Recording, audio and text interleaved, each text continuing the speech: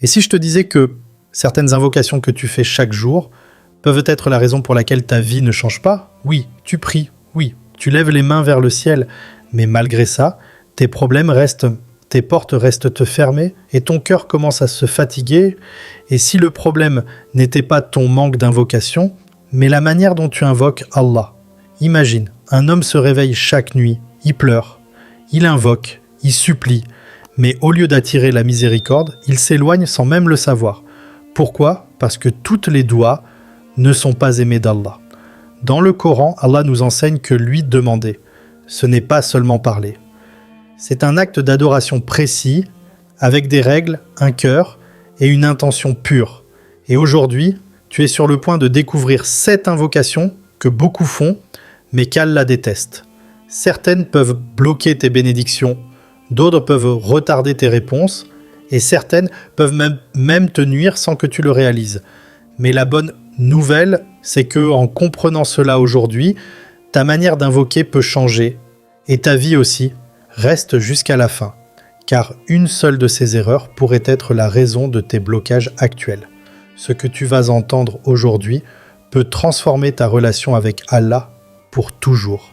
Penses-tu que toutes les invocations sont acceptées? Écris oui ou non et explique pourquoi. Avant de commencer cette vidéo, n'oubliez pas de liker cette vidéo car cela nous donne beaucoup de force pour continuer à partager du contenu bénéfique. Et je vous invite à vous abonner à notre chaîne et d'activer la cloche de notification pour rester informé de nos prochaines publications sur la foi islamique. Partagez-la avec vos proches et laissez un commentaire pour me dire ce que vous en pensez. Merci et bonne vidéo. Dua numéro 1. Demandez le mal. Il y a une erreur, grave, silencieuse, et pourtant très répandue. Demandez le mal sans même s'en rendre compte. Allah dit dans le Coran, l'homme invoque parfois le mal comme il invoque le bien. Subhanallah. Cela signifie que parfois, dans un moment de colère, de frustration ou de douleur, tu peux faire une invocation qui se retourne contre toi. Exemple réel. Un homme submergé par les problèmes crie un jour « Qu'Allah me punisse si je me trompe ». Ou encore, une mère en colère dit à son enfant « Qu'Allah te fasse du mal ». Ces paroles semblent banales, mais devant Allah, elles ont un poids immense, car chaque mot que tu prononces peut devenir une invocation. Et si, dans un moment de faiblesse, ton dua était accepté, imagine les conséquences, danger réel. Les anges disent « Amin ». Et tu pourrais demander « Ta propre épreuve ne demande jamais ce que tu ne peux pas supporter, même sous la colère. Apprends à te taire dans la colère, car un seul mot peut changer ta destinée. » As-tu déjà dit quelque chose que tu as regretté sous la colère? Écris oui ou non. Dua numéro 2. Invocation sans foi. Foi. Il existe une autre erreur, moins visible, mais tout aussi dangereuse. Invoquer Allah, sans être convaincu qu'il va répondre. Tu lèves les mains, tu fais du A, mais au fond de toi, une voix murmure, ça ne changera rien. Subhanallah. Exemple réel. Une personne traverse une période difficile. Elle dit « Je vais faire du A, mais bon, je n'y crois pas trop ». Cette phrase, en apparence simple, révèle un cœur fatigué, un cœur qui doute. Pourtant, le prophète, que la paix et le salut d'Allah soient sur lui, a dit « Invoquez Allah avec certitude qu'il vous répondra ». Cela signifie que la force de ton invocation ne dépend pas seulement de tes mots, mais de ta conviction intérieure. Regarde les prophètes, quand ils invoquaient, ils étaient sûrs, même dans l'impossible. Ibrahim face au feu, Moussa face à la mer, ils n'ont jamais douté de l'aide d'Allah. Danger réel, une doua sans foi, c'est comme frapper à une porte, tout en croyant qu'elle ne s'ouvrira jamais. Une doua sans conviction est une porte fermée. Crois en ta demande, avant même de la voir se réaliser. Quand tu invoques, es-tu vraiment convaincu qu'Allah va répondre? Écris oui ou non. Doua numéro 3, l'impatience. Voici une erreur qui détruit des milliers d'invocations sans que les gens s'en rendent compte. L'impatience. Tu invoques un jour, 2 jours, une semaine, puis tu dis j'ai demandé, mais rien ne change. Et peu à peu, tu arrêtes. Exemple réel. Une personne fait dua pour sortir d'une difficulté. Elle prie avec sincérité pendant quelques jours, puis abandonne. Pourquoi ? Parce qu'elle pensait qu'Allah devait répondre immédiatement. Mais Allah n'est pas soumis au temps. Le prophète, que la paix et le salut d'Allah soient sur lui, a dit « On exauce le serviteur tant qu'il ne se montre pas impatient ». Subhanallah, cela signifie que ce n'est pas seulement l'invocation qui compte, mais aussi ta patience pendant l'attente. Regarde les histoires du Coran. Jacob, a pleuré des années pour retrouver Youssouf. Zacharia a attendu longtemps avant d'avoir un enfant, et pourtant, ils n'ont jamais abandonné, parce qu'ils savaient une chose. Allah répond toujours, mais au moment parfait. Danger réel, abandonner trop tôt. C'est peut-être quitter juste avant que la porte ne s'ouvre. L'impatience peut annuler la beauté de ton invocation. Continue, même quand tu ne vois rien, car Allah prépare tout en silence. Combien de temps attends-tu avant d'abandonner ? Sois honnête en commentaire. Dua numéro 4.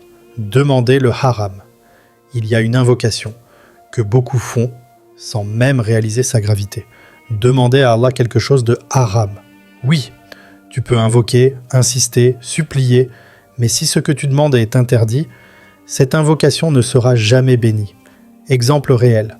Un homme dit « Ya Allah, fais que mon affaire illégale réussisse » ou encore, quelqu'un demande « Ya Allah, aide-moi à tromper pour gagner ». Subhanallah, tu demandes à Allah de t'aider dans ce qu'il a lui-même interdit. Allah est pur et il n'accepte que ce qui est pur. Cela signifie que, même si tu obtiens ce que tu veux, il n'y aura ni baraka, ni paix, ni réussite réelle. Rappel du Coran et de la réalité. Combien de personnes gagnent de l'argent de manière injuste, mais vivent dans l'angoisse, les problèmes, le vide. Pourquoi ? Parce que ce qui est haram ne peut jamais être une source de bénédiction. Danger réel. Tu peux croire que ton dua est exaucé, alors qu'en réalité, tu es en train de t'éloigner d'Allah. Ce qui est interdit ne peut jamais être béni. Avant de demander, demande-toi, est-ce qu'Allah aime cette chose ? As-tu déjà demandé quelque chose sans vérifier si c'était halal ? Écris oui ou non. Dua numéro 5. Négliger les conditions. Conditions. Voici une vérité que beaucoup refusent de voir. Ta vie influence directement tes invocations. Tu peux lever les mains, pleurer, supplier Allah, mais si ton cœur est distrait, si ta sincérité est faible, ou si ton quotidien est rempli de haram, alors ton doigt perd de sa force. Exemple réel, un homme invoque chaque jour pour réussir, mais il ment, triche, consomme de l'illicite, et il se demande pourquoi Allah ne me répond pas. Subhanallah. Le prophète, que la paix et le salut d'Allah soient sur lui, a mentionné un homme en voyage, les cheveux ébouriffés, levant les mains vers le ciel, mais sa nourriture est haram, sa boisson est haram. Et il dit, comment pourrait-il être exaucé ? Cela montre une chose essentielle. L'invocation ne commence pas avec les mots, mais avec ta vie. Regarde autour de toi. Certaines personnes parlent peu, mais vivent dans le halal. Et Allah leur ouvre des portes incroyables.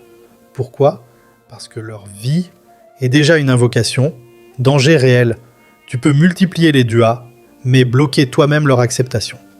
Ta vie influence tes invocations. Purifie ta vie et tu verras tes duas se transformer. Penses-tu que ton mode de vie impacte tes duas ? Écris oui ou non. Dua numéro 6. Invocation mécanique. Voici une erreur, silencieuse, mais très répandue. Invoquer Allah, sans présence du cœur. Les mots sortent, les lèvres bougent, mais le cœur est ailleurs. Tu récites une dua comme une habitude, sans ressentir, sans comprendre. Et peu à peu, l'invocation devient mécanique. Exemple réel. Une personne lit une longue dua. Elle termine. Mais si on lui demande ce qu'elle a dit, elle ne sait même pas. Subhanallah. Pourtant, invoquer Allah, ce n'est pas répéter des mots, c'est parler à celui qui entend tout, même ton silence. Regarde les prophètes. Quand ils invoquaient, leur cœur était présent. Yunus, dans l'obscurité du ventre du poisson, a fait une doua courte, mais sincère, et Allah m'a répondu. Pourquoi ? Parce que son cœur était totalement connecté. Danger réel, une invocation sans cœur, c'est comme envoyer un message sans intention. Allah regarde ton cœur avant tes mots. Parle à Allah comme si tu le voyais, car lui te voit. Tes invocations viennent-elles vraiment du cœur ? Écris oui ou non. Dua numéro 7. Oubliez la reconnaissance. Voici une erreur. Subtile, mais très dangereuse. Demander à Allah, sans jamais le remercier. Tu demandes encore et encore. Ya Allah, donne-moi. Ya Allah, facilite. Mais combien de fois dis-tu Alhamdulillah pour ceux que j'ai déjà. Exemple réel. Une personne se plaint constamment. Elle veut plus d'argent, plus de réussite, plus de facilité. Mais elle oublie qu'elle a déjà la santé, la sécurité et des bénédictions que d'autres implorent chaque jour. Subhanallah. Allah dit dans le Coran, si vous êtes reconnaissant, j'augmenterai pour vous. Cela signifie que la gratitude est une clé pour ouvrir encore plus de portes. Regarde autour de toi. Certains ont peu, mais remercient beaucoup et vivent avec une paix incroyable. D'autres ont beaucoup, mais ne remercient jamais et vivent dans un manque constant. Pourquoi ? Parce que la reconnaissance attire la baraka, danger réel. Ne jamais remercier, c'est risquer de perdre ce que tu possèdes déjà. Celui qui ne remercie pas perd ce qu'il a. Avant de demander plus, remercie pour ce que tu as déjà. Remercies-tu Allah avant de demander ? Écris oui ou non. Histoire coranique puissante. Imagine être seul dans une obscurité totale. Pas de lumière, pas de secours, aucune issue. C'est exactement ce qu'a vécu le prophète Yunus. Que la paix et le salut d'Allah soient sur lui.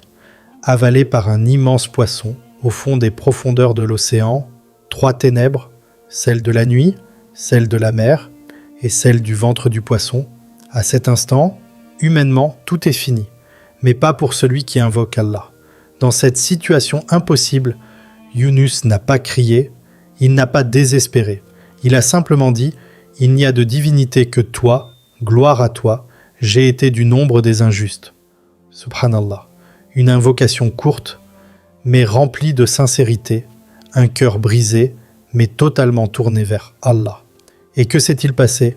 Allah a répondu, Allah l'a sauvé.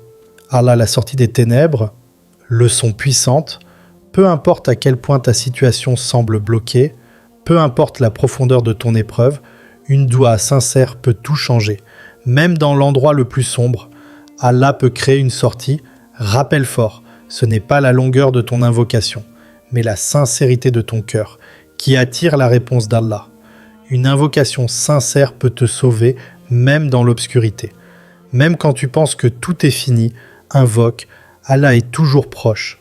Invoques-tu Allah dans les moments difficiles ? Écris oui ou non. Conclusion, plus dua. Dua. Oh Allah, accepte nos invocations, purifie nos cœurs, pardonne nos erreurs dans nos doigts et guide-nous vers ce qui te plaît. Ô toi qui es le plus miséricordieux, éloigne-nous des invocations qui ne te plaisent pas, renforce notre foi et fais que nos paroles soient un moyen de lumière et de bénédiction pour nous et nos proches. Transforme nos demandes en source de baraka et éloigne-nous de tout ce qui retarde notre guidée. Ô Allah, fais que nos cœurs restent sincères, nos prières constantes et nos intentions toujours pour toi. Une bonne invocation peut changer ta vie, mais une mauvaise peut te retarder. Réfléchis à ce que tu demandes et comment tu le demandes. CTA. Final, like cette vidéo si tu as appris quelque chose. Abonne-toi à Inspiration Islamique. Pour des rappels quotidiens, partage cette vidéo à quelqu'un qui pourrait purifier ses douas. Commentaire du final. Écris dans les commentaires « Allah accepte mes duas ». Si tu veux purifier tes invocations et t'assurer qu'elles soient sincères et acceptées. Clé émotionnelle. Même après avoir découvert les erreurs possibles dans tes invocations, ne désespère jamais. Avec sincérité et persévérance, chaque dua peut devenir un pont vers la miséricorde d'Allah. Que cette vidéo soit le rappel qui transforme ton cœur et tes prières, Inch'Allah.